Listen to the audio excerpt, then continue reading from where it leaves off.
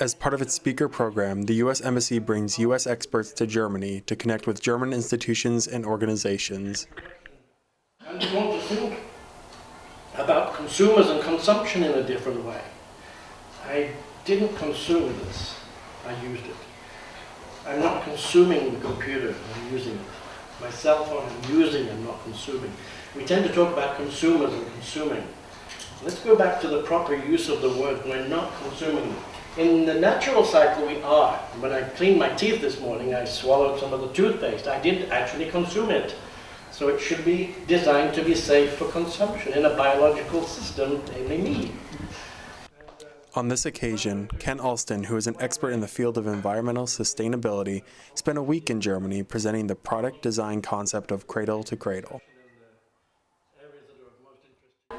Well, cradle to cradle is both a concept and it's a practice.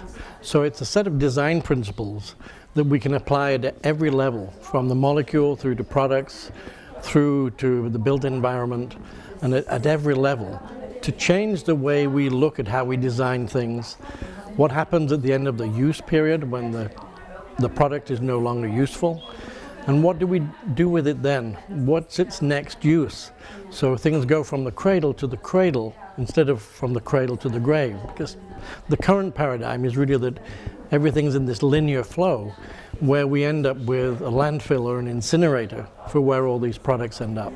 And it's both wasteful at a material level, and it's also not sustainable as we look at a growing world population. So we have to really find a way to reutilize all these materials. So it's both a conceptual approach and it's an actual practice for how we get it done. Yes. Well, as an non-university science-based research institution, we celebrate Earth Day as having different streams, different topics. In this context, we are really proud and honored to have had Ken Alston with us, and would like to thank the Embassy for having enabled us to have him here. Because what we do, we reach out to different people, to different audiences, mainly science, but also policy making. And it seems that in Europe we are stuck positively or consumed by working on a circular economy, which has many overlaps with the cradle to cradle, but not all of them. So we're kind of still one step behind, as it seems people in the US are. And we're happy to learn from the driving of entrepreneurs and businesses that see a business case in C2C. Therefore, celebrating Earth Day at our institute means to talk to people, reach out with good news, and I guess today was a very good story of good news, and we're hoping for more. Intrinsically, I'm optimistic.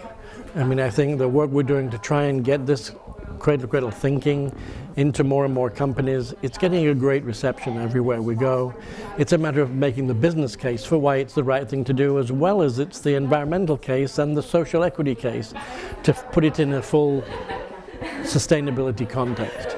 Yes, I occasionally get frustrated that the pace of change seems a little slow. Sometimes there are things that I see that I was doing 25 years ago that we're still doing today and we haven't yet changed, but it's changing.